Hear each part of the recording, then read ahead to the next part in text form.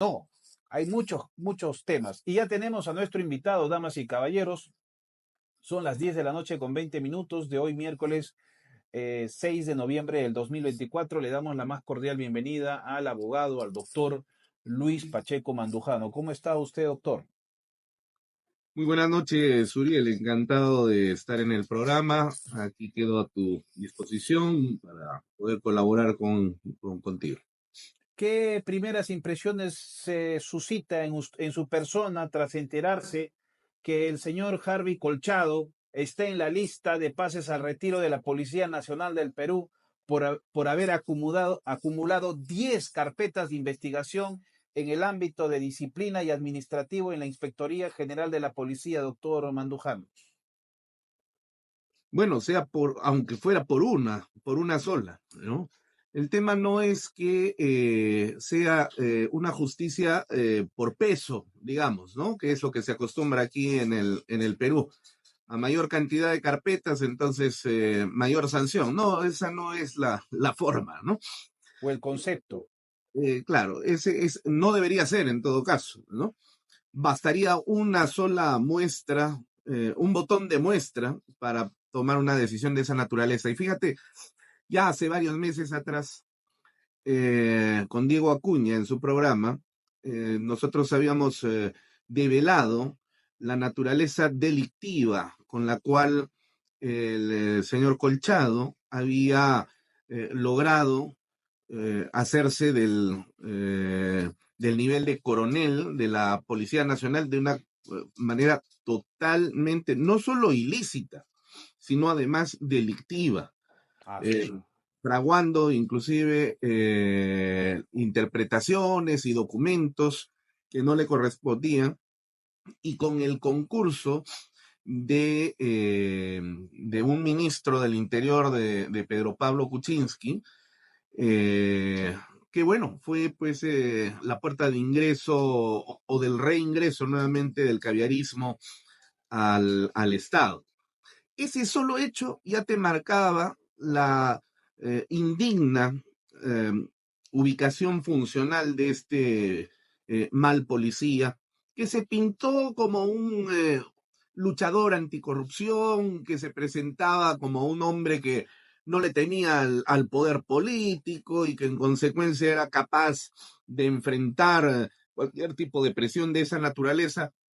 Eh, Todas esas no eran más que caretas, no eran más que poses que había construido el señor Colchado y lógicamente ese sector de la política que controla gran parte del sistema de administración de justicia, incluida la Policía Nacional, que no es otra cosa más que el caviarismo, para convertirlo en su eh, punta de lanza de ejecuciones políticas disfrazadas de procedimientos judiciales y que se complementaban con la participación de personajes como, por ejemplo, en los últimos tiempos, Marita Barreto, que Mm. otro falso valor, ¿no? Que se presentaba como una luchadora anticorrupción y que a la larga ya sabemos quién es.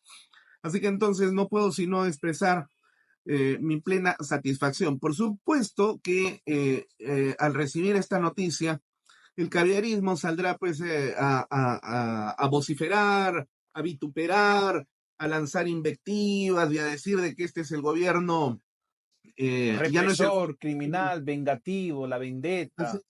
así es, ya no es el fujiaprismo, ¿no? Ahora es el fujicerronismo el que está gobernando y en consecuencia las mafias enquistadas, dirá el señor Gorriti, seguramente con esa voz engolada que lo caracteriza, medio gangosa, ¿no? Están ejecutando acciones, y ya conocemos ese libreto, ¿no?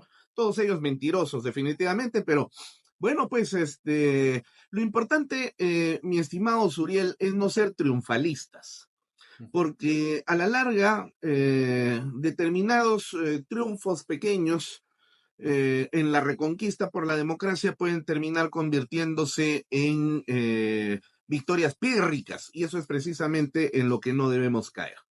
Muy bueno, muy buen concepto y muy buen mensaje. Ahora, hablemos de la fiscal de la Nación, Delia Espinosa. ¿Qué información usted tiene al respecto, aparte de este presunto desbalance patrimonial que experimenta esta actual fiscal de la Nación, que dicho sea de paso, doctor, no ha dicho, no ha abierto la boca desde que asumió en todo caso, la jefatura o el despacho.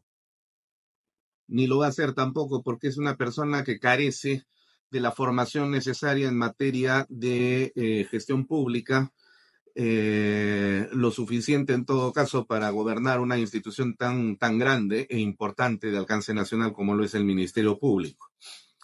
Eh, a ver, hace varios días atrás pude ver un breve podcast tuyo en el que anunciabas precisamente este tema de la señora Delia Espinosa, fiscal suprema hoy convertida, ya desde hace, ¿cuánto? 2 semanas aproximadamente, en fiscal de la 15 Nación. días, 15 días. Efectivamente. Eh, y yo, bueno, tendría que complementar a lo que tú ya habías manifestado dos cosas adicionales. A ver. Primero, hay que invitar a todos los seguidores tuyos que en este momento se encuentran unidos a esta, a esta Transmisión. transmisión que estamos teniendo a través del TikTok.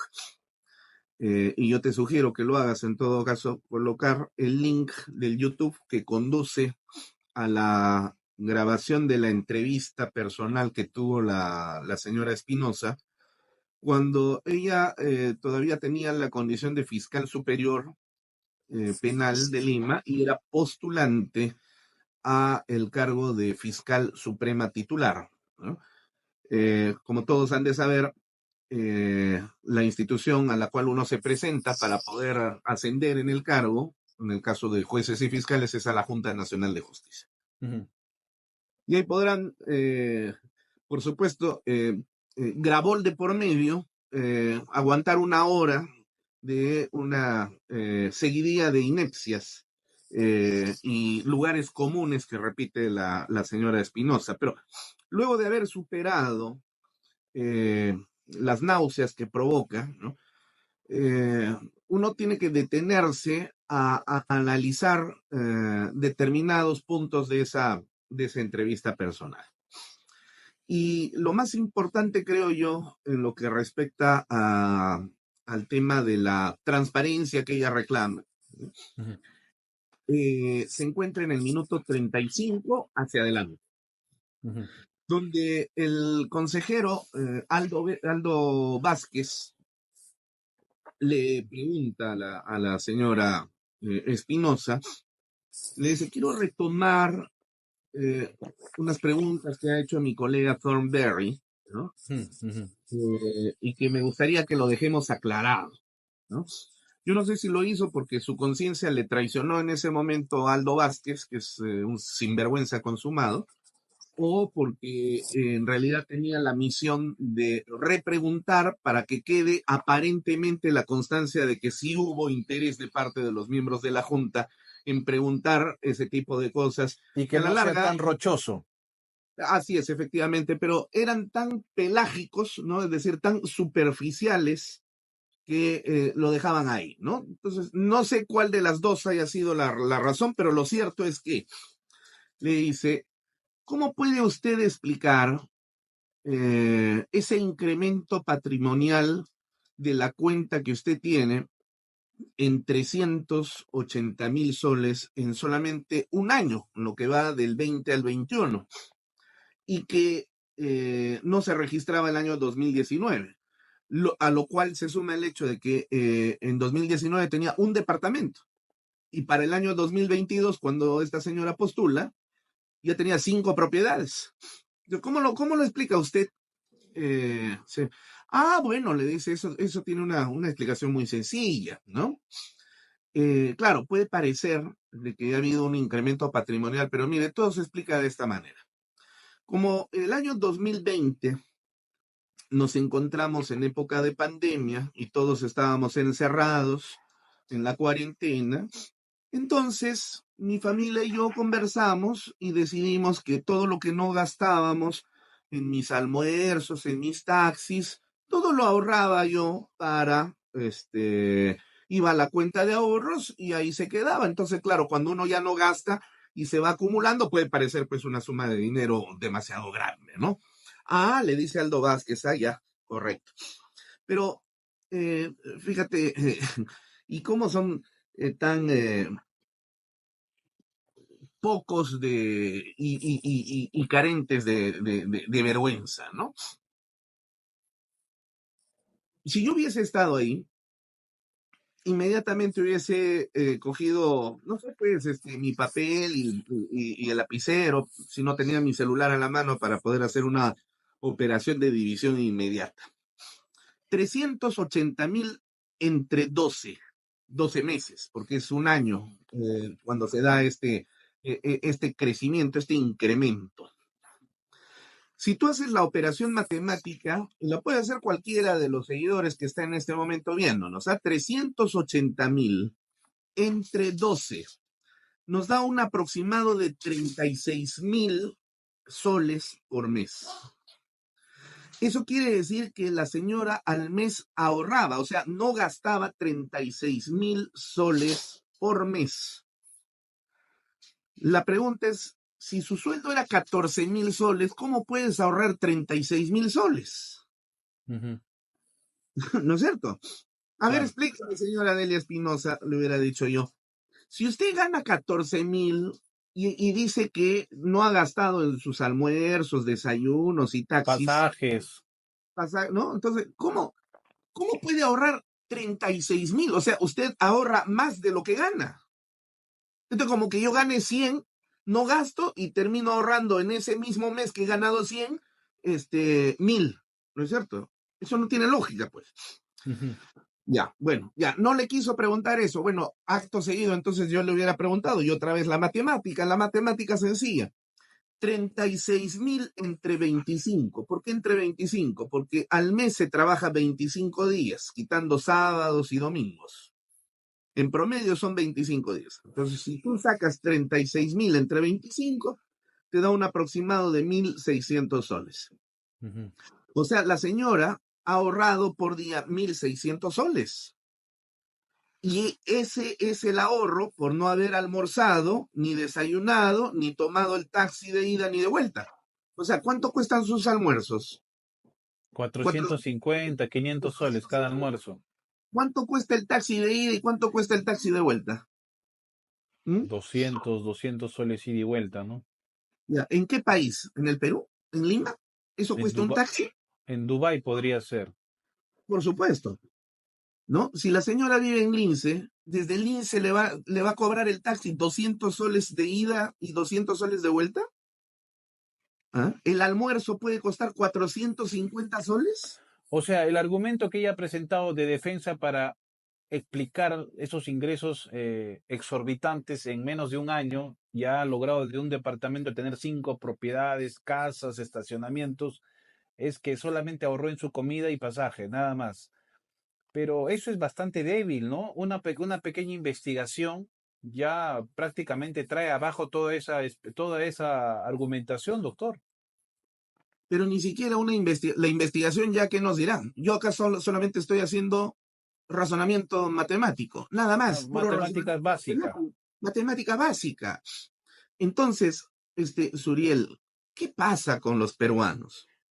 O todos nos hemos vuelto idiotas en un momento de la historia. Un día todos amanecimos estupidizados e idiotizados, de tal manera que entonces las autoridades creen de que somos tan imbéciles que presentando un argumento, si así se le puede llamar a esto, un argumento de esa naturaleza, con eso vamos a quedar tranquilos.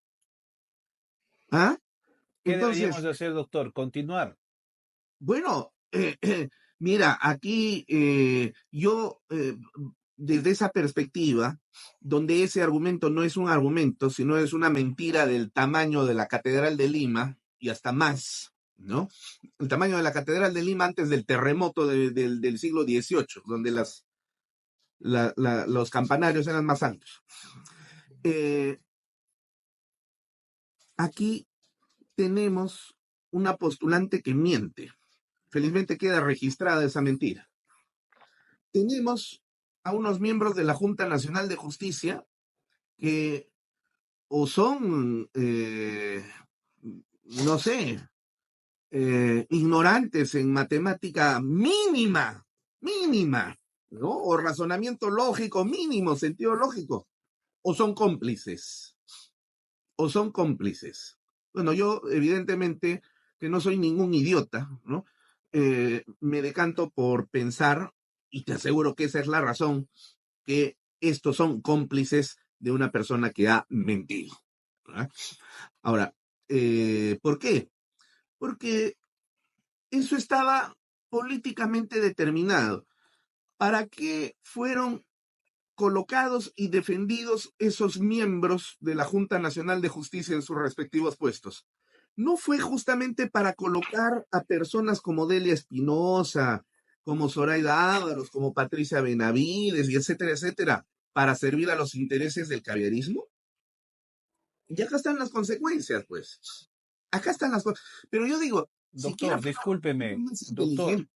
doctor, discúlpeme. ¿Y usted o los ciudadanos como iniciativa propia pueden obligar o presionar al Congreso para que presenten una denuncia constitucional? ¿Quién puede investigar a la fiscal de la Nación? ¿Quién? El Congreso de la República, por un lado, y la Junta Nacional de Justicia, por otro lado. Ahora, la Junta Nacional de Justicia, con esta conformación, no lo va a hacer en absoluto, ¿no es cierto?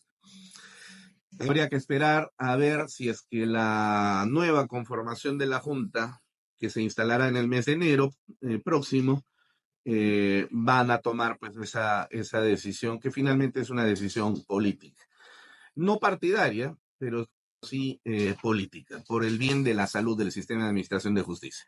Por lo pronto, y acá viene el tema del Congreso, yo te había dicho que tengo dos cosas que decir. Esto es lo primero, ¿no? La grosería de este argumento, que no es argumento. Lo segundo, ya hace más de un mes atrás, yo denuncié públicamente en mi programa Crimen Imperfecto una serie de maniobras también bastante groseras en su articulación y ejecución, realizadas en la Academia de la Magistratura del Perú, donde se había armado todo un concurso falso, ¿ya?, que estaba destinado a que sea ganado por una persona vinculada a Duberly Rodríguez, que Ujú. como tú sabes y recordarás, y también recordarán nuestros televidentes, fue el presidente del Poder Judicial, militante del Partido Comunista, diputado del Partido Comunista hace muchos años atrás por el departamento de Lambayeque, conocido con el alias de Camarada Pajarito en la Universidad Nacional Mayor de San Marcos, y quien además había reconocido una tremenda infiltración de parte de ex militantes, bueno, él les llamaba ex militantes de Sendero Luminoso, que siendo abogados habían penetrado el sistema de administración de justicia, y él hablaba de 800 jueces aproximadamente que Sí, pues. respondían a los intereses de Sendero Luminoso. Esa persona, que fue jefe del gabinete de asesores de Duvalí Rodríguez mientras él estuvo en la presidencia del Poder Judicial, presidencia a la que, dicho sea de paso, renunció antes que le estallara en la cara el tema de los cuellos blancos, porque él estaba vinculado al asunto, y recordarás que tuvo que renunciar, y razón por la cual Víctor Prado Saldarriaga tomó las riendas del Poder Judicial por breve tiempo, hasta que luego fue elegido José Luis Lecaros en 2019. Bueno, esa persona vinculada a Duvalí Rodríguez, la señora Natalie Ingaruca Ruiz, ¿ya?, que ya era directora general de la Academia de la Magistratura, ¿eh?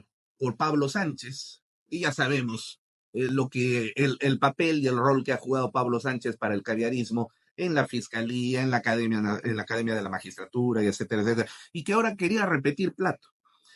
Bueno, en ese concurso, ya sabes tú cómo se hacen los concursos transparentes, ¿no? Los concursos con estándar internacional, ¿ah?, de la de la caviarada, ¿no? Estaba destinado para que gane nuevamente esta señora, para que siga facilitándose la penetración de ideologizados, eh, caviares, ¿no? Para que luego se conviertan en jueces y fiscales. Y en ese acto participó la señora Delia Espinosa de manera usurpadora, ¿ya?, en la comisión de evaluación. Digo esto porque el presidente del Consejo Directivo de la Academia de la Magistratura, para esto un paréntesis breve, el Consejo Directivo de la Academia de la Magistratura es el órgano de deliberación donde se toman, es como en una sociedad anónima, es el directorio, donde se toman las decisiones de la política institucional. Por debajo ya viene el director general y luego el director académico y la secretaría general, perdón, la secretaría administrativa, que es la gerencia general, y así sucesivamente. Entonces, en ese órgano deliberante, en el directorio, ese está integrado por 3 jueces de la Corte Suprema que son designados por 2 años en sala plena. 3 jueces Claro. de la Corte Suprema. 2 fiscales supremos designados por el Ministerio Público. Un representante de la Junta Nacional de Justicia y un representante de la Junta de Decanos de los colegios de abogados del Perú. En total son 7 miembros. Entonces, el presidente del Consejo Directivo, el juez supremo Manuel Estuardo Túpez Luján, o Luján Túpez, juez supremo en este momento, había dictado una resolución con la aprobación de los miembros del Consejo Directivo, donde se conformaba quiénes eran los 3 miembros de esta comisión. Y era encabezando el representante de los colegios de abogados del Perú, como presidente de esa comisión, seguido del juez Burneo, juez supremo, hoy día convertido en juez de en presidente del Jurado Nacional de Elecciones, y la señora Inés Tello como única representante de la Junta Nacional de Justicia. Aquí no estaba la señora Delia Espinosa, en absoluto. Y sin embargo, el día que se hace la evaluación de tachas presentadas contra esa postulante, la señora Natalie Ingaruca, hace su aparición la señora Delia Espinosa sin ningún documento de por medio. La grabación de ese acto yo lo presenté en mi programa y está a disposición de cualquier autoridad. Y esa reunión duró 5 minutos para evaluar 6 tachas que se habían presentado contra esa señora Natalie Ingaruca. Pero mira, y lo torpes que son, ¿eh? Mientras los 3 deliberaban, que no deliberaron absolutamente nada, porque deliberar significa empezar a leer las tachas, analizarlas, verificar qué documentos probatorios traen, etcétera, etcétera, no deliberaron nada. El secretario administrativo de esa comisión, que es al mismo tiempo el jefe de personal de la Academia de la Magistratura, nombrado por la postulante Natalie Ingaruca, presentaba en pantalla el texto del acta que ya estaba elaborado antes de que discutan y donde ya decía, por estas razones se declaran infundadas todas las tachas y se continúa con el proceso. ¿Te das cuenta? ¿Ya? Y la señora que estaba ahí presente, Delia Espinosa, no dijo nada sobre el particular, absolutamente nada, cuando el acta ya estaba preparada, cuando no se analizó ninguna tacha, y cuando finalmente, al minuto 5, cuando ya estaba acabando la deliberación, que mínimamente debió haber durado 2 horas para analizar las 6 tachas, dice, yo solicito que esta decisión que estamos tomando se publique en el portal de transparencia, porque debemos ser transparentes. Por Dios, ¿qué tomaduras de pelo son estas? Aquí esta señora, estoy hablando de Delia Espinosa, al igual que los otros, cometió delito de usurpación, falsedad genérica, falsedad ideológica, infracción a la Constitución, o sea, además de varios delitos, infracción a la Constitución. Por esa razón, yo los he denunciado al Congreso de la República. Estoy ¿Cuándo? esperando que el Congreso... ¿Cuándo lo Eso denunció fue, usted? pues, eso fue a la semana de los hechos acontecidos en aquel momento. Entonces, ya han pasado 3 semanas desde el día que denuncié y hasta el día de hoy estoy esperando que tomen cartas en el asunto. O sea, más o menos ya este fin de mes deberían dar una respuesta, ¿no? Bueno, así debería ser, ¿no? Entonces, ahí tienes tú dos razones de las que conocemos, que comprometen gravemente en actos de corrupción a nuestra hoy fiscal de la nación. Y esos compromisos son compromisos extremadamente, ¿qué te digo?, gruesos y notoriamente ejecutados con conocimiento y voluntad. Es decir, no son consecuencia de la ineptitud o falta de experiencia o, digamos, algún desliz. No, son consecuencia del conocimiento de los hechos y sin embargo de la voluntad de continuar ejecutando actos absolutamente ilegales, delictivos e inconstitucionales. Por lo tanto, no me sorprende que la señora Delia Espinosa, hasta el día de hoy, 15 días después de haber sido elegida fiscal de la Nación, eso de ser elegida, Fue pues es un elegida a decir, dedo, ¿no? por Por los supuesto, caviares, ¿no? es un Zoraida decir Ábalos, la pandilla de la del ONG, choclete. Así es. la banda del Choclito. Doctor, ¿qué sabemos de este señor Jorge Burneo Bermejo? Roberto Burneo Bermejo, el nuevo presidente del Jurado Nacional de Elecciones, en reemplazo de Jorge Luis Salas Arenas. Por favor, para terminar el programa, explíquenos brevemente qué sabe usted de este personaje. Bueno, es una persona que viene de un pasado sinuoso, bastante mediocre. ¿Eh? No se trata de una persona que traiga al sistema de administración de justicia, digamos, el valor agregado de la intelectualidad académica, no es un jurista, no es una persona que como juez superior haya brillado anteriormente, más bien al contrario, es uno de esos tipos oscuros. Si tú te imaginas en un salón de clases, en tu salón de clases, recordarás a los chacoteros, recordarás a los estudiosos y recordarás a los que no eran ni lo uno ni lo otro y que solamente iban, como decían los profesores en nuestra época, a calentar los asientos. Eso es lo que es el señor Burneo.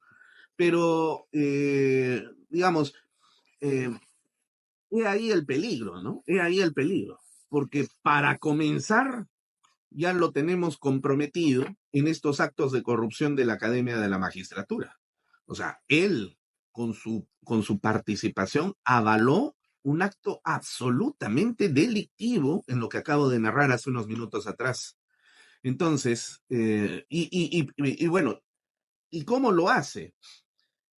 Después de que interviene Delia Espinosa e Inés Tello, este señor, que en el momento en el que interviene pareciera presentar una voz temblorosa, ¿no? De temor reverencial hacia las mujeres que acaba de escuchar en ese momento, pareciera que quisiera decir algo, pero al final dice, yo no tengo nada que agregar y me adhiero a lo que han manifestado las doctoras, ¿no? Entonces, se trata de una persona que suma voto por adhesión. O sea, sabiendo, es muy probable que él se diera cuenta de lo que estaba sucediendo, pero digamos, me da la impresión de que tiene esta personalidad de, ¿para qué me voy a pelear y lo dejo pasar? Y esas son las personas más peligrosas porque eh, fíjate, al enemigo que sabe lo que hace, él puede venir e incendiar tu casa, pero tú lo puedes estar esperando listo y presto cuando vaya a suceder eso. Para Pero darle el su idiota, galletazo. pero el idiota te incendia la casa desde adentro y eso tú no lo esperas, ¿no? Entonces, he ahí el peligro. Así que entonces, Muy buena reflexión. El idiota quema la casa desde adentro. Ese es el titular. Doctor, Le agradezco mucho por su tiempo. Algo que añadir, por favor, despídase del auditorio. Ha sido un placer haber estado con usted brevemente el día de hoy. Bueno, yo tengo la esperanza, Suriel, que estas cosas que parecen extraídas De Macondo. pero Macondo tenía pues General, en buen su, día. en su realismo mágico tenía, digamos, cosas extraordinarias que jamás van a suceder, pero dentro de todo eran buenas. Esto más bien parece la narración de esa serie de la década de los años 60 de La Dimensión Desconocida, donde siempre terminabas con el sinsabor de que, Dios mío, te robaron y no te diste cuenta y mejor prefieres ya ni siquiera darte cuenta, ¿no? Para no sufrir. Entonces, yo todavía tengo la esperanza que los peruanos que están viendo esto, esta vez sí han aprendido la lección. Y eso significa que en el próximo proceso electoral guardo la esperanza, de verdad guardo la esperanza, que ya no se vote con el hígado, ni tampoco, ni mucho menos con el estómago, porque eso ha sido el, digamos, el talante definitorio del peruano en estos últimos años, ¿no? Voto contra fulano para que no salga el otro porque al otro lo odio. O yo voto por este fulano porque este me va a dar de comer, ¿no? Al final, ni me dio de comer y el otro se comportó como el que odiaba. Y después le estoy echando la culpa a los terceros. Entonces, eso es precisamente por no pensar y meditar a la hora de tomar la decisión por el futuro del país. Ahora, en un escenario en el que se presentan cuarenta y tantos procedentes de empresas políticas, porque eso es lo que son, empresas políticas, no son partidos políticos, yo tengo la esperanza, abrigo la esperanza de que los peruanos sabrán identificar lo que significa realmente una propuesta política de gestión de gobierno. Creo que los peruanos han aprendido ya después de tanto golpe, y así como se ve en el mundo transformaciones, lo estamos viendo en Argentina, lo hemos visto ayer en los Estados Unidos, lo hemos visto esta semana dolorosamente en España a propósito de lo que ha sucedido en Valencia, y donde la gente, siendo de la comunidad autónoma de Valencia, tan influenciada por la comunidad de Barcelona, ¿no? Es decir, izquierdistas, separatistas, que apoyaban tanto a Pedro Sánchez, fíjate cómo han tenido que tener que sufrir en carne propia lo que se les decía y no creían. Y ahora recién han tomado conciencia de lo que significa Pedro Sánchez. Evidentemente esto va a dar un giro de 180 grados en España, y así como en Argentina, como en Estados Unidos y en el resto de Europa, va a empezar un reguero voy a utilizar una expresión maoísta, se va a encender la pradera, pero esta vez para bien, esta vez para bien. Y yo estoy seguro que el Perú puede ser uno de esos países y el 2025 y 2026 pase a formar parte precisamente de estos procesos de cambio, porque Suriel está empezando a nacer el nuevo peruano, está empezando a forjarse la nueva mentalidad, y esa nueva mentalidad no es, como han creído estas personas que se han venido a aprovechar de nosotros, mentalidades de idiotas. No, no, no, ya no más, ya no más. Tengo confianza en ello y sé que los peruanos, por historia, vamos a dar el cambio definitivo que nuestro país merece, sobre todo para las generaciones que se vienen por delante. Nuestros hijos y los hijos de nuestros hijos merecen un mejor país que el que se lo podemos dejar así como está en este momento. Muchas gracias. Buen mensaje, doctor. Ha sido un placer haber estado con usted. Muy buenas noches. Muy buenas noches, Uriel.